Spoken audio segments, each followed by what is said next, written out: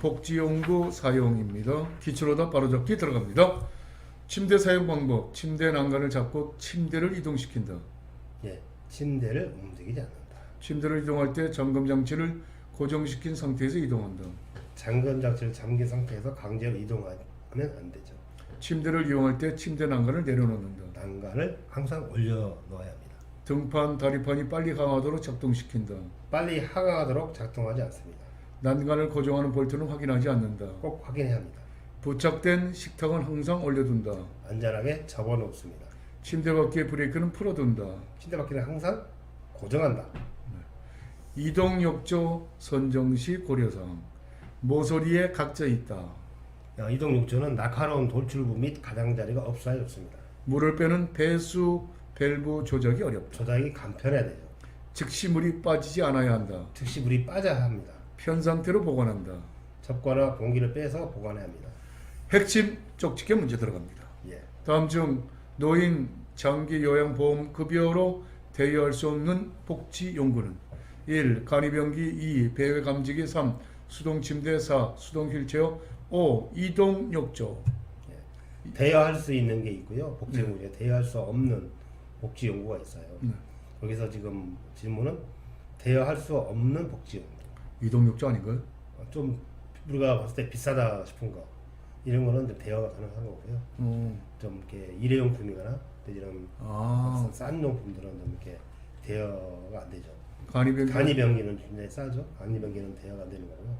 배회감지기, 수동 휠체어 이런 건 비싸니까. 수동 침대, 이동 욕조 이런 것들은 이제 대여가 저는 가능하죠. 비쌀 것 같아서 안 되는 줄 알았죠. 이동 욕조 무겁습니다. 이동 욕조. 그렇군요.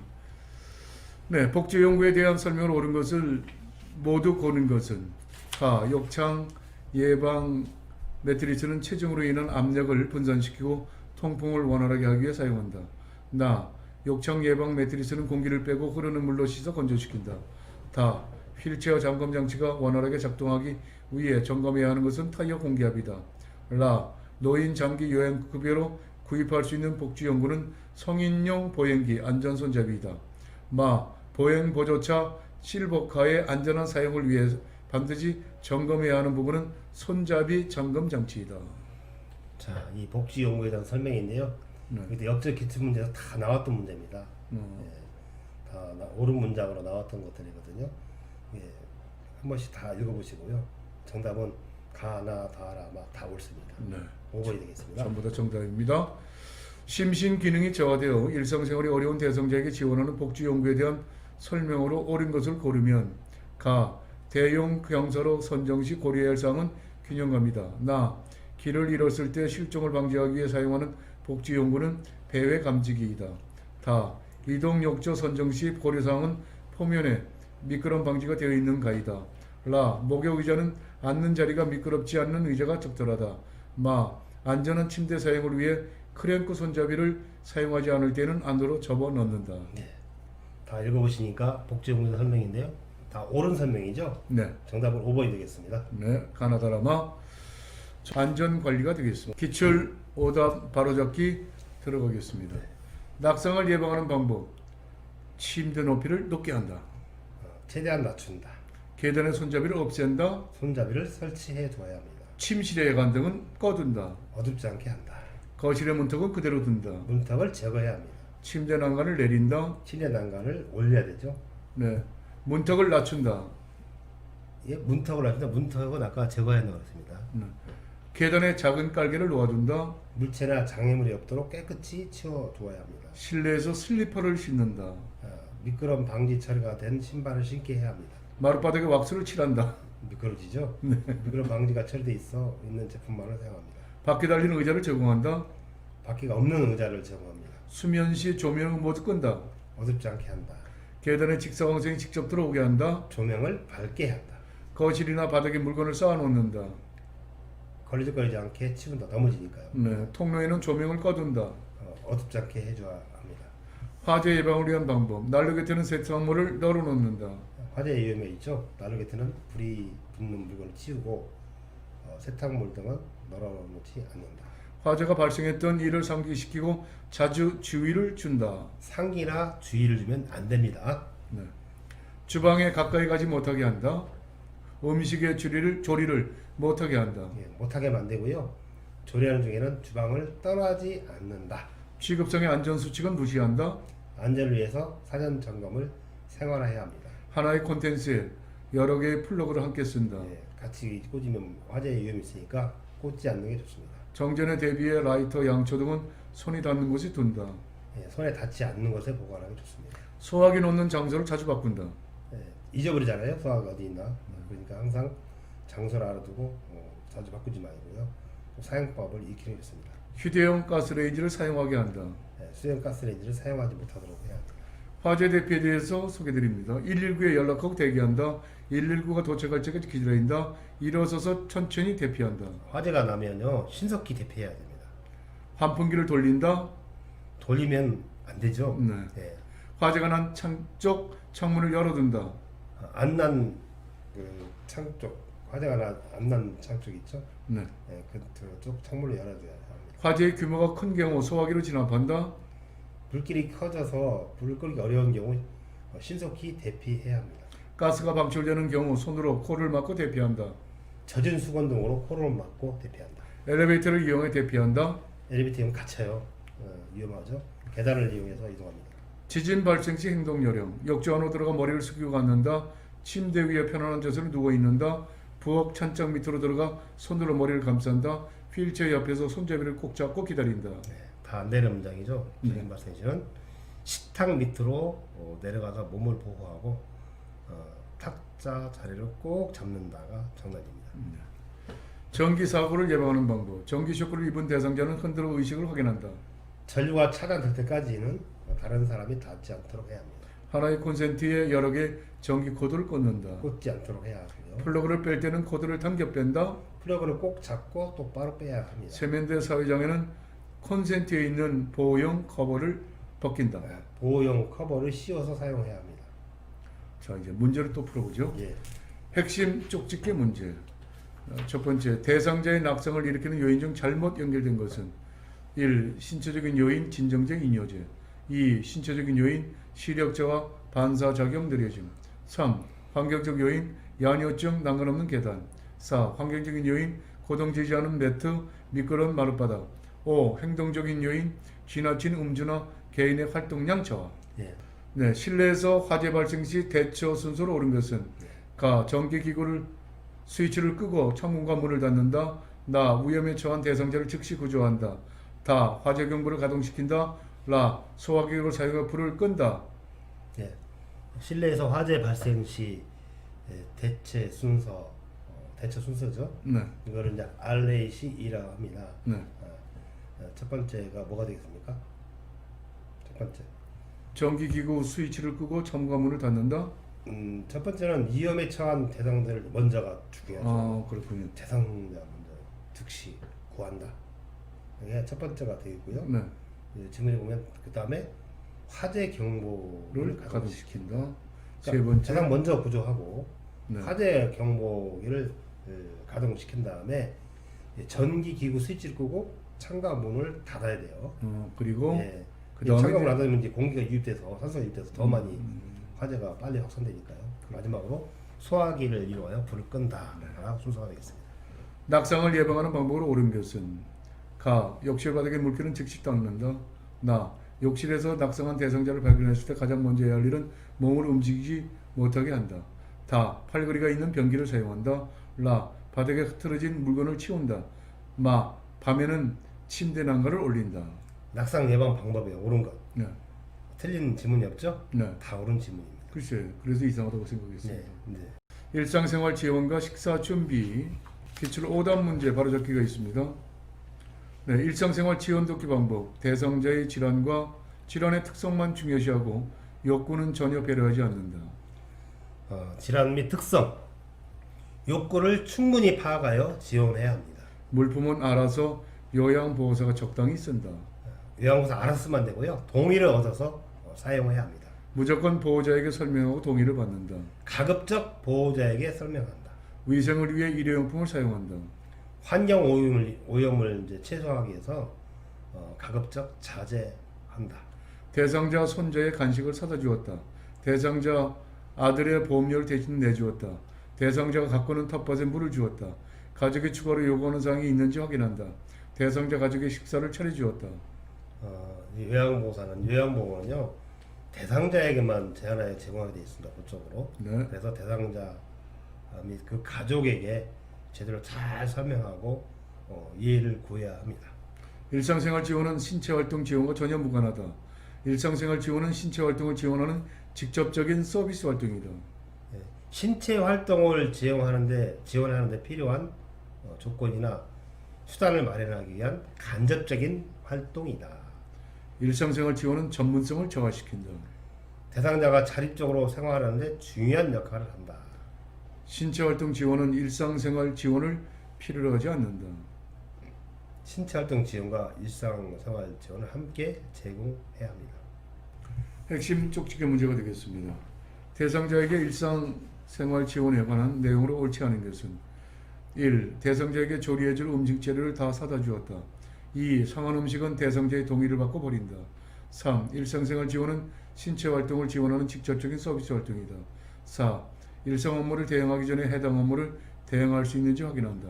5. 일상생활 지원이 적절히 이루어져야만 신체활동 지원이 안정적으로 유지된다. 그러니까 이거는 아까도 설명드렸죠. 일상생활 지원은 신체 활동을 제한하는 간접적인 서비스 활동이다. 간접적인 서비스 활동. 49강 노인의 영양관리와 식사관리가 되겠습니다. 핵심 쪽집게 문제 첫 번째 문제로 들어갑니다. 노인의 영양관리에 관한 내용으로 옳지 않은 것은 1. 열량 과잉 또는 영양 부족 노인들이 많다. 2. 혈청 지질 수준이 높아지고 있다. 3. 노인 결식률이 낮다. 4. 지방 섭취량이 증가하고 나트륨 섭취가 과다하다. 5. 만성 퇴행성 질환과 활동 제한이 있다. 예. 이 지금 현재 그 노인의 영양 관리와 식사 관리 49강은요. 2019년도 표준교재가 개편되면서 추가된 내용들입니다. 그다음에 역대 기출 문제는 거의 없는 거죠. 없는 거지만 겹치는 부분이 일부 있긴 합니다. 그걸 좀 발췌해서 우리가 분석해서 이제 문제를 몇 개 만들어봤습니다. 그래서 첫 번째 문제 그 노인의 영양 관리에 관한 내용으로 옳지 않는 것은 노인 결식률이 낮다가 되겠습니다. 노인의 영양 요구량이 과잉되거나 부족함이 없도록 영양관리 시 고려해야 할 영양소로 옳지 않은 것은 에너지 요구량이 감소하므로 열량은 과잉으로 섭취되지 않도록 한다. 2. 소화가 잘 되는 양질의 단백질 식품인 두부, 생선, 우유 등을 선택한다. 3. 동물성 포화지방산이나 콜레스테롤 함량이 많은 식품은 제한한다. 4. 지질 성분을 유지를 위해 식이섬유, 식물성 기름을 섭취한다. 5. 복합 당질은 피하고 단순당이 많은 음식을 이용한다. 네, 5번이 틀린 답이 됐습니다. 5번입니다. 노인을 위한 영양소 섭취 기준과 식사 계획이 원칙이 아닌 것은 1. 식이섬유가 많은 표고버섯, 김, 검정콩, 작콩류를 제공한다. 2. 오메가3 지방산 섭취를 위해서 등푸른 생선을 주 2회 정도 섭취한다. 3. 생선, 달걀, 콩류는 매일 3, 4회 섭취하여 근육량과免疫을 증진한다. 4. 뼈와 치아를 상하게 하므로 칼슘이 들어있는 우유는 제한한다. 5. 비타민 등 보충제를 섭취할 때 과잉 복용하지 않도록 주의해야 한다. 네, 칼슘이 들어있는 그 우유를 섭취를 제한하면 안 되죠. 오히려 권장해서 뼈와 치아를 상하지 않도록 해야 합니다.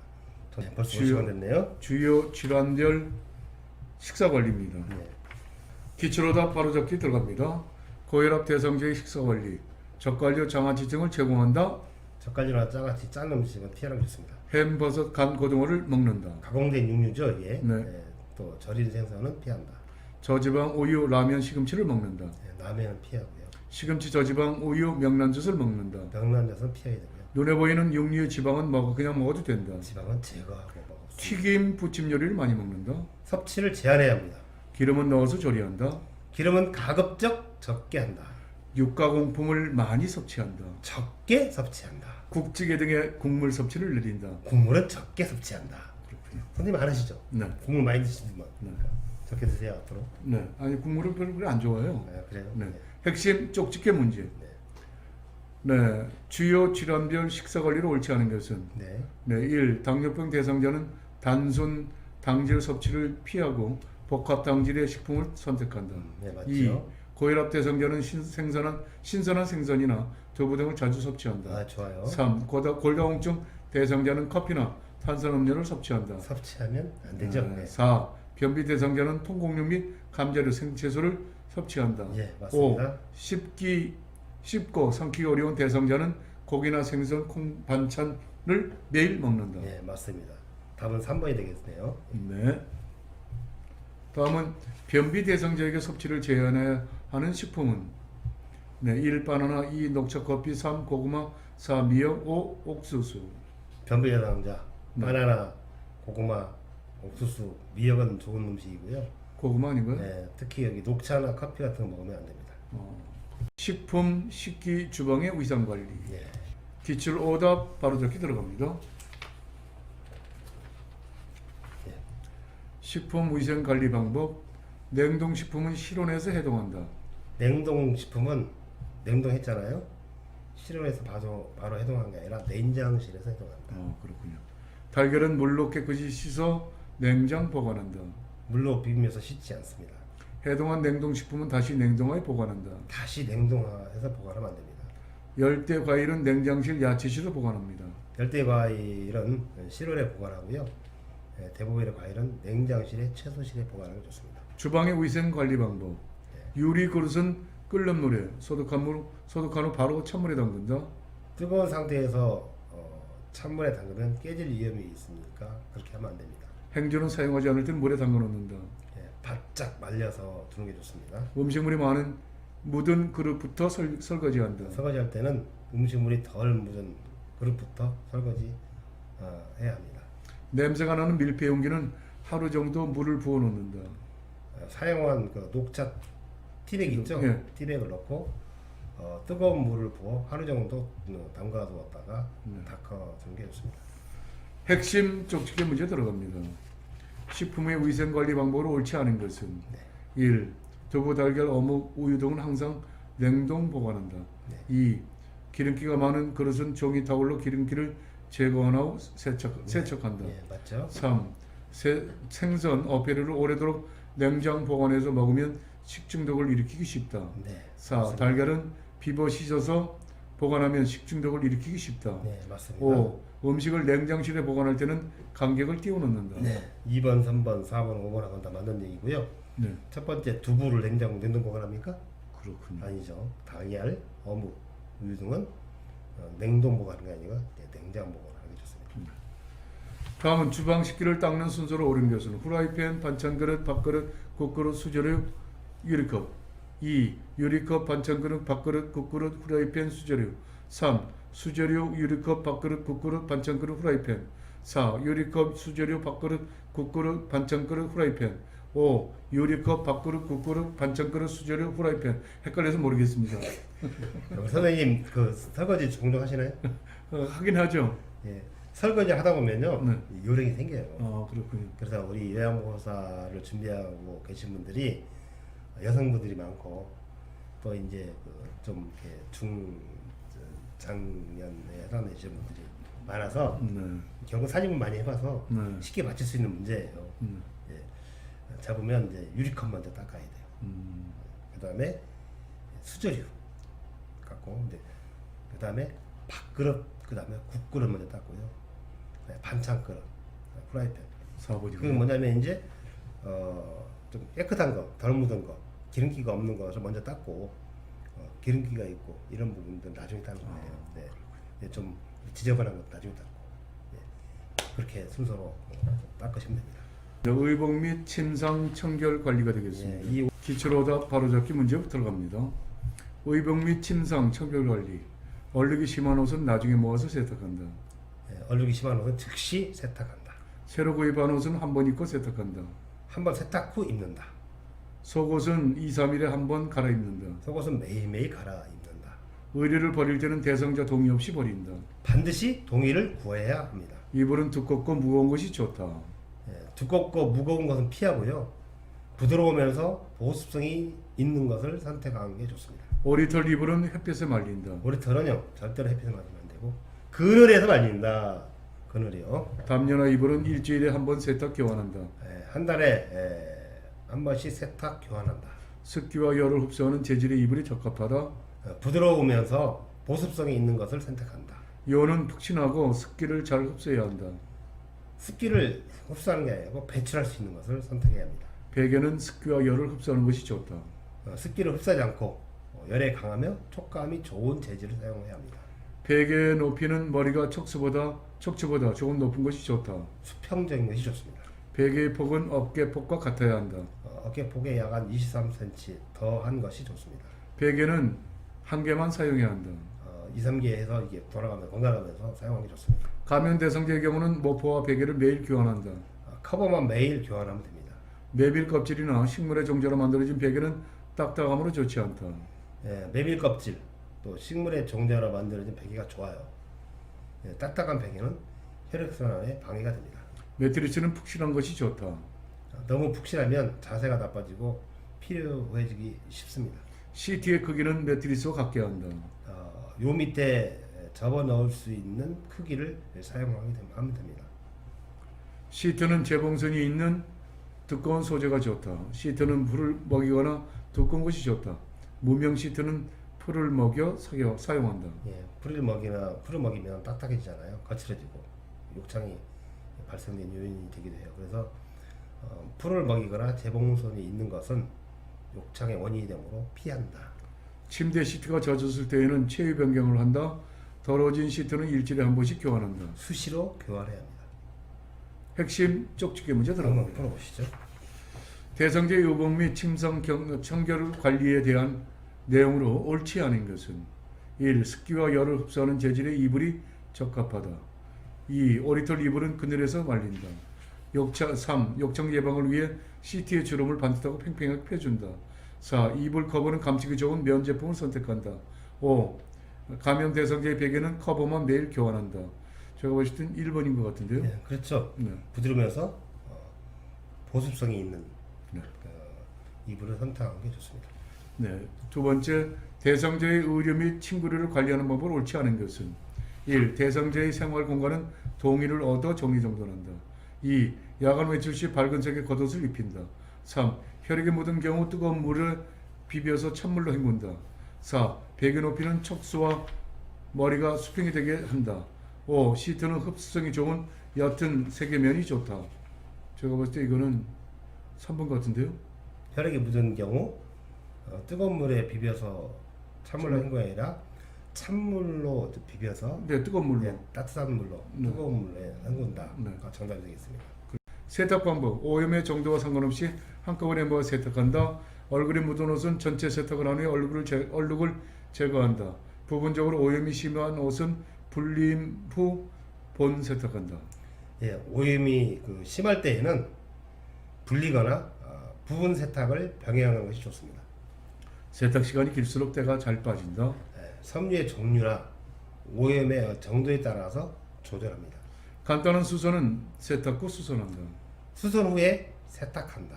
땀 얼룩은 벤젠을 거즈에 적셔 가볍게 두드린다. 땀 얼룩은 천천히 세탁해도 된다. 재빨리 처리하는 것이 좋아요. 땀 얼룩은. 그리고 온수에 과탄산소다 발음이 안 되네요. 과탄산소다. 과탄산소다와 주방용 세제를 1대1로 넣어서 2-3시간 담근 후에 헹군다. 파운데이션 얼룩은 치약으로 제거한다. 파운데이션 얼룩은 주방용 세제로 제거 후 세탁한다. 파운데이션 얼룩은 알코올이 함유된 화장수, 스킨을 화장솜에서 솜에 적셔서 얼룩을 톡톡 들여주면 됩니다. 립스틱 얼룩은 거즈에 식초를 묻혀 제거한다. 립스틱 얼룩은 벤젠으로 제거한 후 세탁한다. 립스틱으로 얼룩된 거는 클렌징 폼, 아세톤을 묻혀서 버터와 얼룩을 지운 후 중성 세제로 세탁한다. 튀김 기름 얼룩은 휘발유를 거즈에 적셔 가볍게 두드린다. 주방용 세제를 몇 방울 떨어뜨리고 비벼서 제거한다. 세탁물에 실금, 하열이 있으면 재빨리 세탁한다. 이런 경우는 재빨리 세탁이 중요한 게 아니고요. 이상이 있으니까 무조건 보고해야 합니다. 혈흔이 묻은 옷은 뜨거운 물에 세탁한다. 아까 나온 또 네. 문제죠. 찬물로 닦고 더운 물로 헹군다. 커피 얼룩이 묻은 스웨터는 삶아서 빤다. 탄산수에 10분 정도 담가 둔 후에 세탁한다. 옷이 푹 잠기도록 빗는 물을 넣어서 삶는다. 반쯤 잠길 정도로 넣고 삶는 게 좋습니다. 새로 구입한 의류는 한 번 입은 후 세탁한다. 한번 세탁한 후에 입습니다. 거꾸로 되는군요. 네. 자주 입은 옷은 서랍의 깊은 곳에 보관한다. 네, 자주 입지 않는 옷은 깊이 보관하고요. 자주 입는 옷은 이제 가까운 곳에 침대 옆에 두면 편리합니다. 낡은 의류는 요양보호사가 판단하여 버린다. 아무리 낡은 의류를 하더라도 그 어르신들은 자기가 간지 같은 거 익숙한 옷이 편하게 느끼기 때문에 항상 대상자의 동의를 구해서 버리는 여부를 판단해야 합니다. 니트류는 옷걸이에 걸어서 말린다. 말리는 거는 니트류는 통기성이 좋은 채반에 펴서 말립니다. 채반에 펴서. 흰색 면지물은 그늘에서 말린다. 흰색 면지물은 햇볕에 건조한다. 다림질할 때 다리미가 앞으로 나갈 경우에는 앞에 힘을 준다. 앞으로 나갈 때는 뒤에 힘을 주고요. 뒤로 갈 때는 앞에 힘을 주고. 다림질할 때 다리미를 뒤로 보낼 때는 뒤에 힘을 준다. 앞에 힘을 준다. 방충제는 장롱의 아래쪽 구석에 넣어둔다. 방충제는 보관용기의 아래쪽 구석에 넣어둔다. 이 방충제는요 공기보다 무거워요. 그래서 보관용기의 이쪽 구석에 넣어준다. 방충제는 2가지 이상 사용한다. 옷감이 변색이 되거나 또 변질되거나 한 가지씩만 사용해야 합니다. 견섬유는 옷감이 상하기 쉬우므로 방충제를 넣지 않는다. 이 모섬유나 또 견섬유와 같이 흡수성이 이제 큰 천연섬유는 방충제를 넣어줘야 합니다. 방충제는 구입 후 포장을 뜯지 않고 그대로 사용한다. 포장을 벗겨야죠. 포장을 벗긴 다음에 천이나 신문지에 싸서 넣어둡니다. 다음은 이제 핵심 쪽집게 문제가 되겠습니다. 예. 첫 번째, 의복을 세탁하는 방법으로 옳지 않은 것은 1. 혈흔의 경우 찬물로 빨고 따뜻한 물로 헹군 후 소독한다. 맞습니다. 2. 커피가 묻은 경우 표백제가 들어있는 세제를 사용한다. 맞습니다. 3. 부분 오염의 경우 즉시 처리하여 얼룩이 남지 않도록 한다. 네, 맞고요. 4. 면직물 속옷은 삶기 전에 먼저 세탁한다. 네, 맞습니다. 5. 삶을 때 뚜껑을 열고 삶는다. 뚜껑을 닫고 삶아야죠. 네. 대상자의 의복을 관리하는 방법으로 옳지 않은 것은 1. 방충제는 2가지 이상 사용한다. 2. 옷의 용도와 종류별로 분류하여 수납한다. 3. 다리미질은 앞으로 나갈 때는 뒤에 힘을 주고 뒤로 보낼 때는 앞에 힘을 준다. 4. 방충제는 나프탈렌 장내를 사용한다. 5. 방충제는 옷보다 위쪽에 둔다. 2, 3, 4, 5는 맞는 문제이고요. 네, 아까 1번. 방충제는 2가지 네. 이상 사용 안 된다고 했어. 왜? 옷까지 변색이 버린다. 되고 네. 변질되기 때문에 한 가지씩만 사용하도록 되어 있습니다. 대상자의 의복을 건조하는 방법으로 옳지 않은 것은 1. 흰색 면지물은 그늘에서 말린다. 2. 청바지는 뒤집어서 말린다. 3. 색상이 있는 의류는 변색이 될 수 있으므로 그늘에서 말린다. 4. 니트류는 채반에 펴서 말린다. 4. 5. 파란색 나일론 블라우스는 그늘에서 말린다. 흰색 면지물은 햇빛에 말립니다. 1번이 정답입니다.